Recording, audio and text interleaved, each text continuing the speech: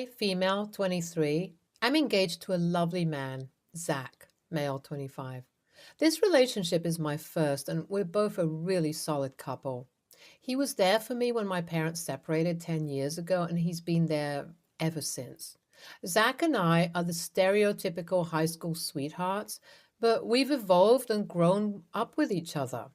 Naturally, since he's been in my life so long, both my mom and dad know him well. They separated because my dad was extremely busy with his work and he prioritized that over his family. It hurt me and mom a lot, and I sided with her in the custody battle.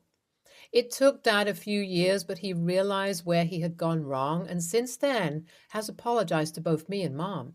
That's given us a sense of closure, and I formed a good relationship with both my parents. I told them about my engagement together, and they were both super excited.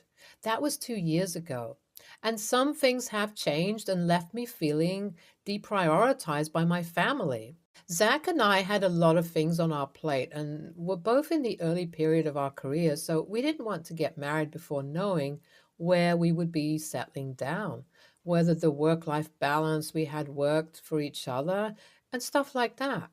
So we moved in together and were making sure that we could start our marriage on a strong foundation. There was no rush to get married from either of us, and our families were understanding about that. About a year after I got engaged, my mom met a man, Peter. Peter and mom immediately hit it off. In her words, the relationship was electric, and they got married within 6 months. I had my own misgivings about this, but my mom was happy and seemed to know what she was doing.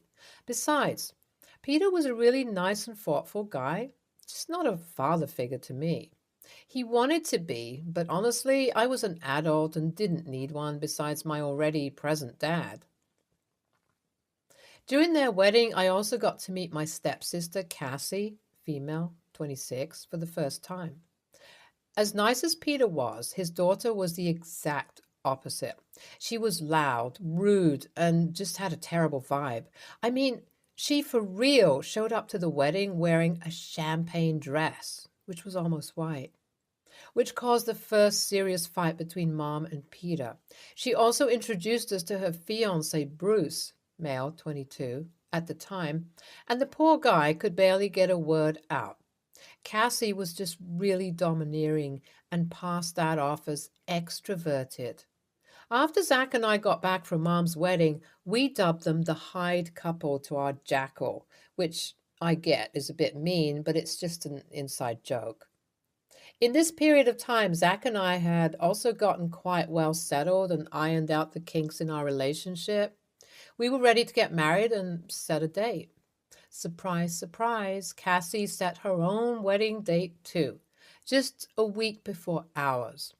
When I spoke to my mom and Peter about it, they said that it was manageable and they would be able to attend both weddings. However, I didn't want to take time out of my own wedding planning to attend the wedding of someone who I didn't know very well and frankly didn't like either.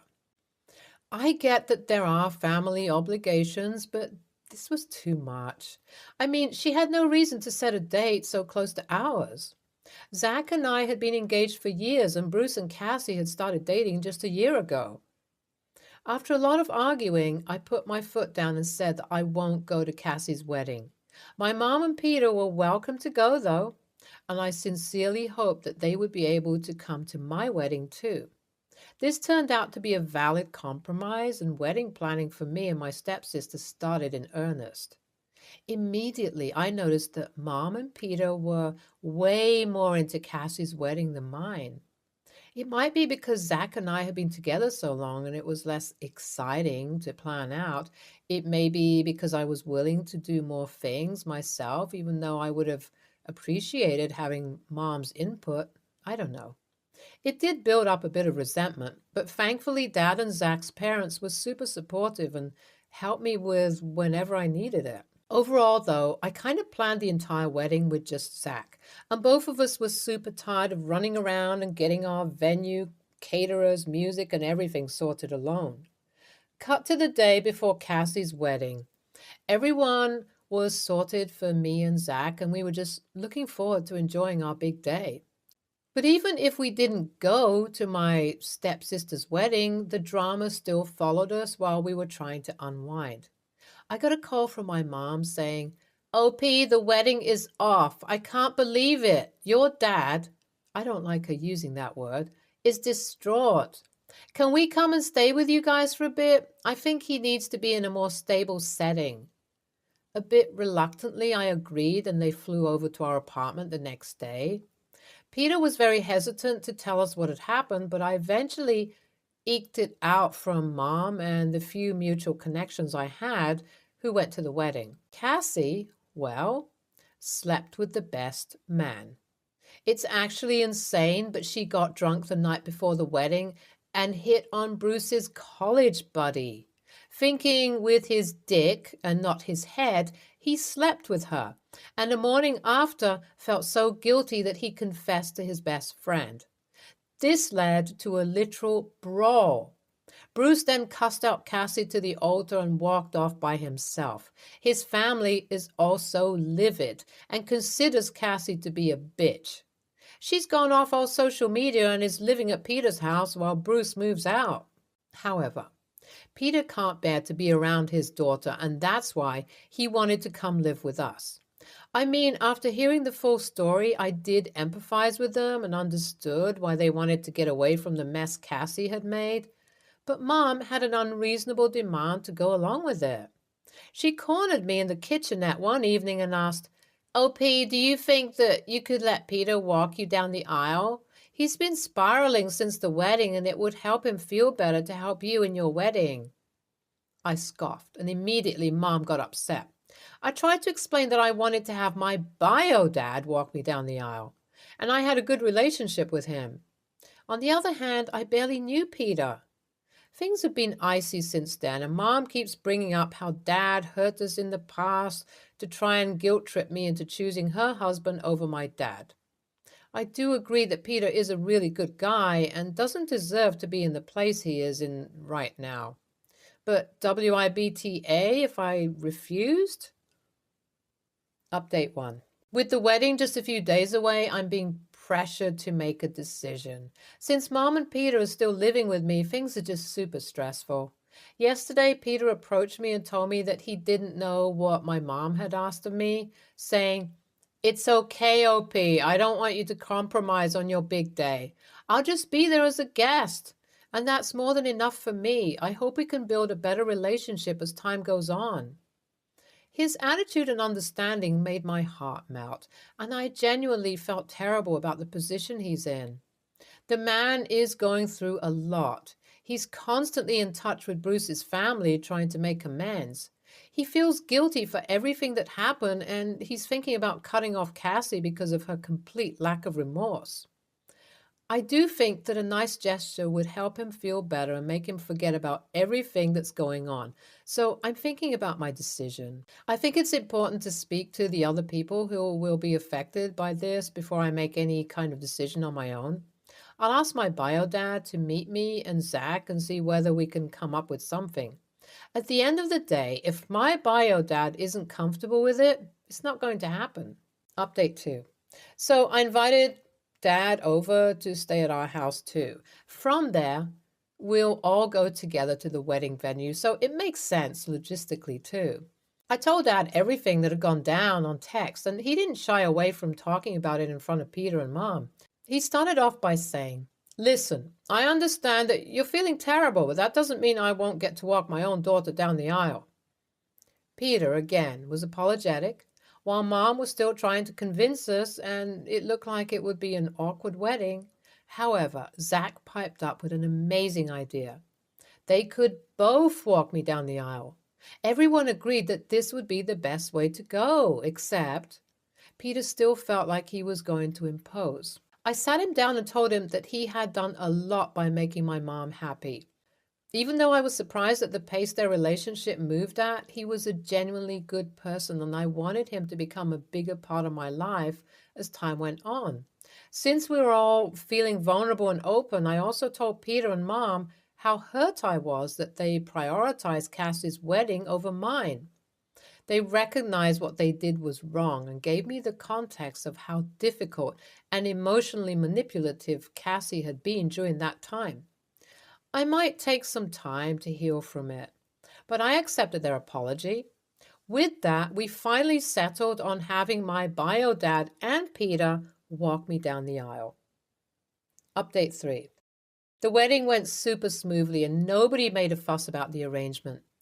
There were a few people from Peter's side of the family who were still busy gossiping about Cassie, but Peter shut them down and made sure that the day was all about me and Zac.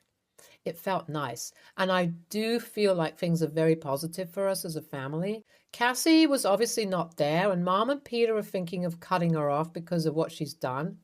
Good riddance, in my opinion. NTA, I think it was really sweet for you to make that gesture. And if anyone is the a-hole here, it's your mom for raising it in such a tactless manner. I hope that you and your husband have a long and happy marriage. NTA, I can't believe the story about Cassie's wedding. That's a legit insane. It must have taken a lot out of your stepdad, and it's clear that he loves you a lot despite the short span of time he's been in your life. I think he was considerate and let you make the decision yourself, which is what matters the most. I personally don't think I could have let anyone apart from my dad walk me down the aisle, but I respect your decision. Next story. I, 25, female, recently moved to a new city for a job. I decided it was time to get some new furniture as well. I went to a local furniture shop, found a decent bedroom set, bought it, and scheduled for delivery later that week. The day of delivery, I get a call saying my delivery will be there 10 to 6 p.m.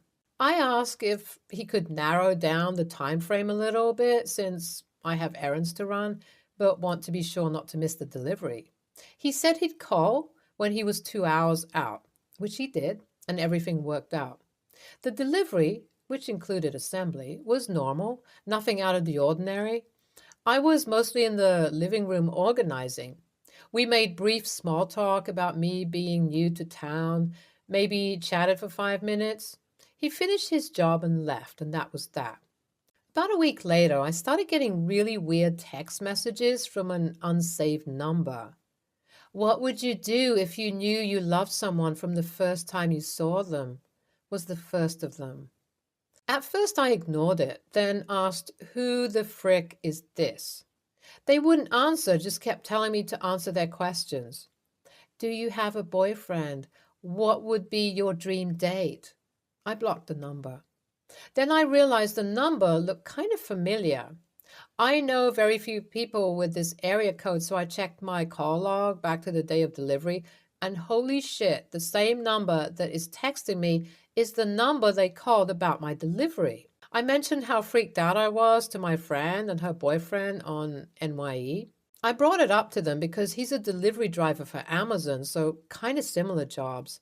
He said, how else is a guy supposed to shoot his shot? After talking to friends, they don't seem to think it's big of a deal as I do. WIBTA for calling the police, or is that overreacting? I'm questioning what to do after talking with friends.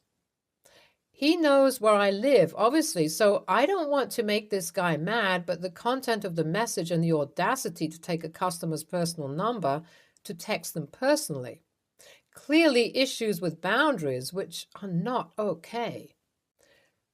I agree with this. You will not be TA. I'd call the delivery company and report this. I'd also unlock the number for a few minutes and send a message saying, this is wildly inappropriate. I am not interested and please do not contact me again. The guy's messages are super creepy. I'd be freaked out too. The creepy guy needs a reality check. The company will likely move faster than the cops, but I'd call the police. Non-emergency number, or go down to the precinct and talk to someone. Tell them the situation, that you aren't asking for him to be arrested, but that you would like them to let him know that harassing, stalking, etc. is a crime, and have them issue a criminal trespass warning that he needs to stay away from you and your residence. Not sure where you live. I'm a criminal attorney in the US though, and that's what we call it in my state. If he comes near your home, at that point, he can be arrested. If he continues calling, texting after you've told him to stop, he can get into trouble for that too. Keep your wits about you and watch out for yourself. To basically insinuate he was in love with you from the first time he saw you was super creepy. Just to add, if the police won't do anything about a criminal trespass warning, or whatever they call it where you live, send the message and keep the number unblocked. Save every message and log the calls if there are any of those. At that point, you can go down to your local courthouse. You're looking for the district attorney, state attorney, victim advocate office, and tell them you need help applying for a restraining order from a stranger who is repeatedly harassing, stalking, and scaring you. They should be able to help you get the paperwork filled out. If he ends up being arrested at any point, a condition of bond, his sentence, should be no contact with you either directly or indirectly, in person, by phone, by email, or any other method. Good luck.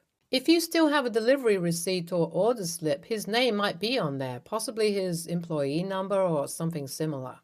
You ordered from the company, so even if you don't have a receipt, slip, order number, etc., you know the date, approximate, time he was there, and what you ordered from them. The company should have a record of some kind showing which employee was where, so they should be able to use that info to look up the order, delivery guy's info, so they can give the police a name even if they won't give it to you directly. Absolutely NTA, and I'm sorry someone you called friend invalidated your very legitimate concern about the super creepy behavior of the random delivery guy, which is just as disgusting as the creep's behavior, IMO. It is absolutely not okay. He used his professional capacity to obtain your number and is now using it to harass you. Next story. We live on campus, and my roommate of this year, Lila, is the best one I had the pleasure of living with so far. There's just one thing. She keeps some of her friends' food supplies in our room since theirs is cramped and there's no space. So her two friends have been going in and out of our room frequently. At first, they would always knock before going in and say hi. But over time, I told them it's fine if they don't knock and they're welcome to go in any time. 2 weeks ago, though, this girl, Z, moved in with them, and I don't like her one bit. She didn't really do anything outrageously wrong, but the way she feels entitled to just barge into the room when we're practically strangers and not even talk to me got on my nerves. Plus, she woke me up several times with how violently she opened the door. So I told Lila that when I initially agreed to her friends coming in, I wasn't expecting such a big number and that the way the door is being opened would jolt me awake. She was good about it and said she'll ask them to knock from now on. Z only knocked for 2 days before she suddenly barged in again yesterday, searching around for what she needed, then walked out without so much as looking at me. So I got up and locked the door. When Z came later, she was forced to knock, and I only opened the door to a slit and told her, "I'm sorry, Lila isn't in the room." She said she just wanted to grab something, but I told her, "I'm sorry, the only reason I've been letting them go in is because of Lila, on the condition that they knock. But since she wouldn't, she would have to go through Lila from now on." She got mad and said she's not here to see my pretty face, but because she was hungry and that the room is not just mine. I didn't want to debate this with her, so I closed the door and locked it again. When Lila came back, I thought she'd be on my side, but she actually told me I should have talked to her first and not do this directly to her friend. She said Z wasn't required to greet me, but that she'll talk to her again about the knocking. I told her she wasn't hearing me, that Z is no longer welcome with or without knocking unless she's there. She said I was being unreasonable and will talk again. Well, we haven't since then, and none of her friends came by again. Am I the a-hole here? Update. I know my post made her out to be bad, but she was a good roommate until this happened. If she wanted to borrow something, she'd always ask me. And my God, if she borrowed, let's say my hairdryer once, she would not just go ahead and take it twice. No, she'd ask every single time. Do you know how precious this kind of behavior is? I've been with 3 roommates so far, and I always had this problem with them. Also, I feel absolutely safe with her. I know she'd never take anything nor touch my bed or belongings without permission. Also, she gives little things back she borrows, like the toilet paper roll when she gets paid, when I've already forgotten about them. If it was someone else, I'd bet you they won't give it back until I've had to ask for it. This is why I was cool with the storing thing or her friends coming in and out. You treat me well, I treat you better. I mean, I'm with you. I've lived on and off campus and I didn't have a locker. I had a freaking backpack. These lazy weirdos should try it. IMAO. I had an aunt who worked at my high school and had a microwave in her office that me, my cousins, and our friends were allowed to occasionally use to skip the line for microwave in the cafeteria. Instead of using this as an occasional privilege, my friends would purposely bring things that needed to be microwaved and try to barge into her office every day and not bring cutlery because they would just grab her plastic stuff that she pays for. But since I'm not an a-hole, as soon as I saw this was happening, I shut it down and told them they're being abusive and lost the privilege to use it. They were pissed and tried to make fun of me, and I just rolled my eyes and told them to grow up. They weren't my friends for long. Moral of the story sounds like OP's roommate needs to quit being a pushover. I'm willing to bet the reason she took her friend's side is because her friends are putting pressure on her, which is childish and rude. She should be telling them to shut up and respect the no because they abuse the privilege or get lost. NTA, it doesn't matter how quietly someone uses a door. The shared room for 2 people situation is not designed for loads of people to store their shit in one of those rooms. To be honest, it's an alien concept to me, a Brit, that people are forced to share their bedroom with even one other person. Boundaries. Your stuff and your actual room share of stuff is all you should have. I have no idea why your roommate would offer to store anyone else's crap. I edit. Also, I'm not sure why theirs is cramped. Is your problem? Are these campus spaces not simply cookie-cutter shapes where it's all pretty much the same space amount? Something doesn't add up. If I were you, I'd apply to transfer to a different room, if possible, because this roommate has made your life impossible now. I'm pretty sure there's probably a rule protecting you from having your room sharer just open your private space up to all her associates this way. Stay tuned for more stories from our girl relationship.